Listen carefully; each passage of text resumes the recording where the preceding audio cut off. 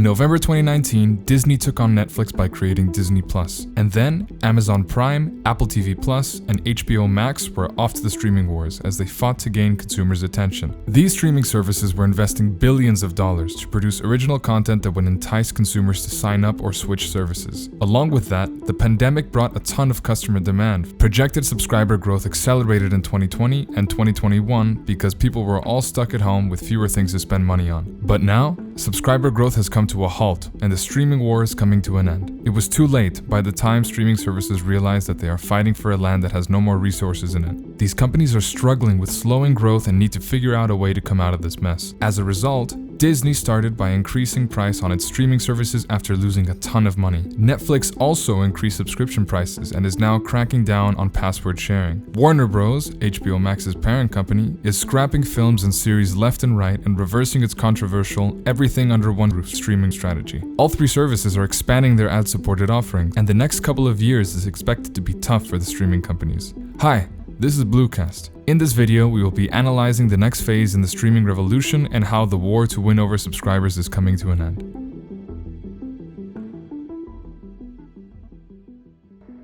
Netflix has been the king of video streaming. However, it has somewhat become a victim of its own success. Netflix became one of the first companies to offer an online subscription video streaming service in 2007. Since then, Netflix has seen record-breaking growth. One key moment occurred in 2010 when it acquired the right to stream the hit TV show Breaking Bad. Netflix passed another milestone in 2013 when its own studio produced the hit show House of Cards. A steady stream of hits like Stranger Things, Daredevil, and Squid Game has cemented Netflix's position as the king of streaming. While that provided it with the first mover advantage, it also paved the way for rivals like Amazon, Apple, and Disney. It showed its competitors how it could be done. It also showed the secret of making and producing big budget contents. Netflix was seen as a monopoly and a threat to the legacy media industry. So following its lead on subscriber growth was the only strategy, and subscriber count was the only thing everyone in Wall Street cared about. Just a few years ago, Wall Street investors loved the streaming business, especially Netflix, and this is where companies across the media world invested billions of dollars to launch streaming services to take on Netflix. In 2019, Disney and Apple launched their streaming service, Disney Plus and Apple TV. In early 2020, Warner Bros. Launched HBO Max. These events kicked off the so-called streaming war.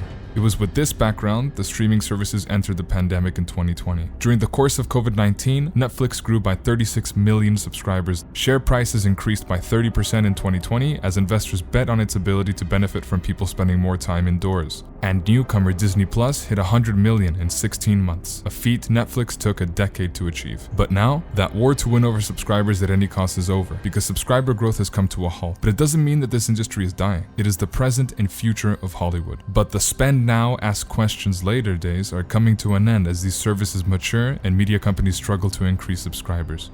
There are a lot of subscribers to all those services, but attracting new ones and keeping the current subscriber count steady costs companies a lot of money. The streaming companies are struggling to make profits. It is a hard business for almost every single company. If you look at Disney, they've got $1.1 billion in operating income loss. If you look at Warner Bros. Discovery, they've got $3 billion in operating income loss after spending heavily on new content. And it's not going to be profitable for another 2 to 3 years. Investors have lost interest as new subscribers have dried up. Netflix, which once had potential market of 800 million households, appears to have stalled at 220 million and has seen its share price fall by 60% this year. Netflix has scrapped the 30-day free trials loved by binge watchers, in finding that even its huge spending is not enough to keep customers loyal, with many unsubscribing after watching big budget hits. Netflix's growth has stalled after it lost subscribers 2 quarters in a row. Disney would be raising the price of its ad-free service by $3 per month after it lost more than $1 billion in the first quarter on its streaming business. Apple also stopped giving a year of free access to its streaming service with the purchases of an Apple device. David Zaslav, CEO of Warner Bros., has cancelled multiple big-budget projects for HBO Max, while also reiterating that he's not trying to win the streaming spending war.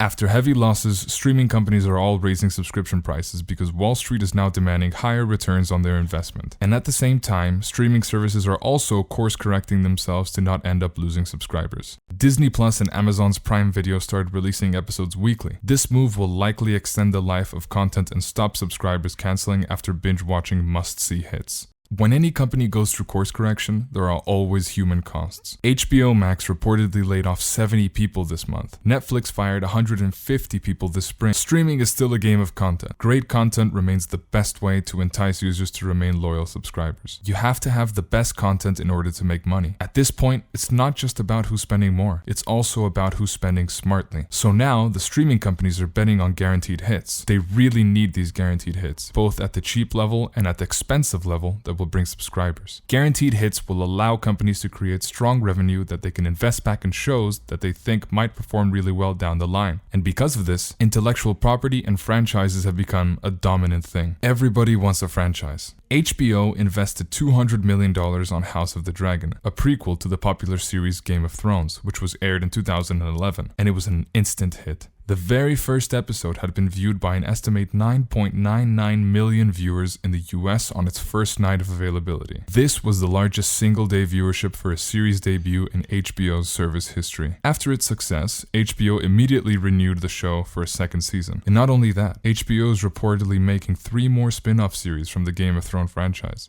Netflix will also increase content spending to an estimated $19 billion this year, and Netflix is building a franchise around their popular Squid Game show. Disney, which also owns ESPN, Marvel, Pixar, Star Wars, and streaming service Hulu, is spending a whopping $33 billion on content this year. As the pressure to protect the current subscriber count increases, content spending is set to pass $240 billion globally. Streaming trained millions of viewers around the world to expect a lot of ad-free content for a cheap price. But that expectation was unsustainable. Wall Street paid the companies for subscribers, and because it paid for subscribers, companies did not care about the economics, and they were all chasing after subscribers. This has proved that grow at any cost strategy could never last. And now we're at the point where the Wall Street is looking at balance sheets and focusing on profits and revenue. And the truth is that even though the streaming wars are ending, there's really no place for any of them to go. Streaming is here to stay, and it's the present and future. That's not changing, even if the dynamics and strategies of the businesses around them are changing, because video remains the most popular leisure activity in the world.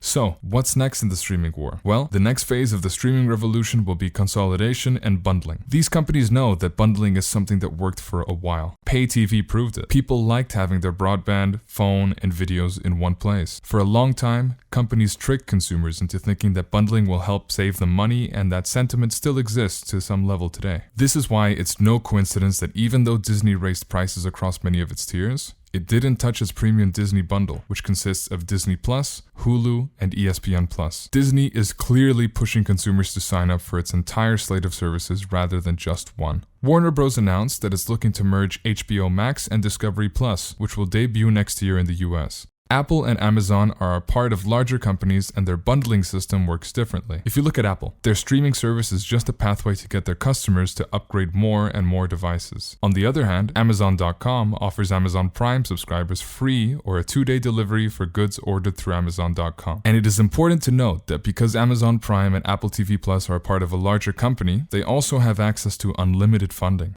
All these changes reminds people that the model these streaming services was built on is not the model that is here today. The dynamics have changed. Some are loving it and some are not. These changes are also bringing a lot of anger, resulting in boycott trends and subscriber loss. The next couple of years could be tough. It's hard to say when and how things will settle, but at some point it has to settle, and the streaming industry has to become less competitive.